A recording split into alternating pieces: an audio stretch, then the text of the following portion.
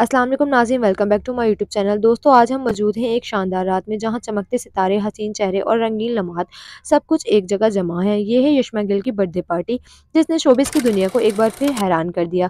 तकरीब की रौनक बढ़ाने सबसे पहले पहुंची सबूर अली, जिनका स्टाइल हमेशा की तरह सब पर भारी रहा। साथ ही देखिए आमिर खान का अंदाज, जिन्होंने मेरी जिंदगी मुकम्मल हो गई है इंडस्ट्री में आने का मकसद आज पूरा हुआ। वाकई ये रात सिर्फ यशमा के लिए नहीं बल्कि सबके लिए यादगार बन गई।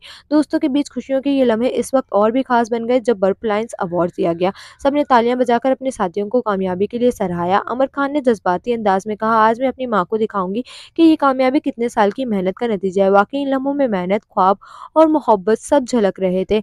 महफिल में गोहर एजाज का हाजिर जवाबी ने सबको हंसा दिया। इन्होंने कहा, आप जब रोती नहीं हैं तब भी हँसती हैं, आज आइए सिर्फ आपकी हँसी के लिए।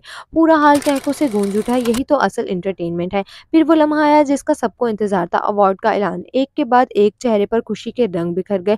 किसी ने कहा, मैं पहला मर्द हूँ जिसे आज बारियां मिली हैं, और किसी ने मजाक में कहा, ये सब यशमा की प्लानिंग है, मुझे सब पता है। महफिल में दोस्ती, तंज, मोहब्बत और मुस्कुराहट सब कुछ शामिल था।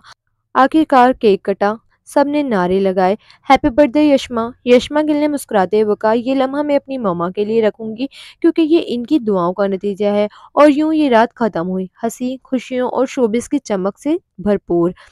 दोस्तों, अगर आपको भी यशमा गिल की बर्थडे पार्टी की ये झलकियां पसंद आई तो वीडियो को लाइक, शेयर और सब्सक्राइब जरूर करें। अगली वीडियो में मुलाकात होगी किसी और चमकते सितारे के साथ।